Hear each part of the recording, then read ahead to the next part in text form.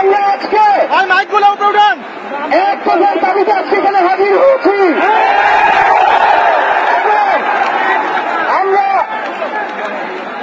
জীবনের নিরাপত্তা, বাংলাদেশের মানুষের জীবনের নিরাপত্তা, সমাজের ন্যায় বিচার প্রতিষ্ঠার জন্য আমরা এক দফার সিদ্ধান্তে উপনীত হয়েছি। এই সরকার কোনোভাবে আর এক মিনিটও ক্ষমতায় থাকার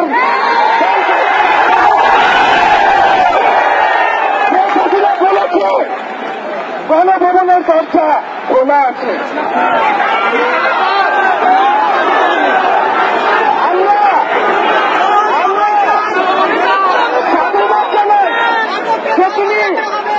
বুঝতে পেরেছি যে গণভবনের দরজা খোলা রাখতে হবে।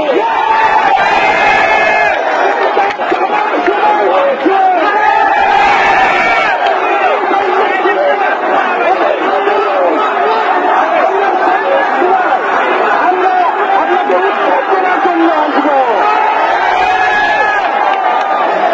বন্ধুগণ,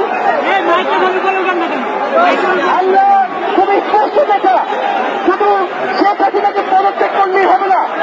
এই যে খুন, লুটপাট, দুর্নীতি এই দেশে হয়েছে তার বিচার হতে হবে। আমরা পদত্যাগ দিয়ে তাকে কোনো এক্সিট রুট দিতে চাই না।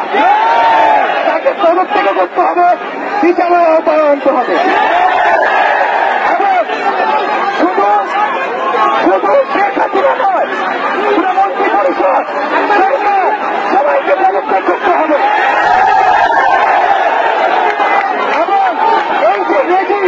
এই যে জাতীয়তাবাদী শাসন ব্যবস্থা, এটাকে বিরোধ করতে হবে।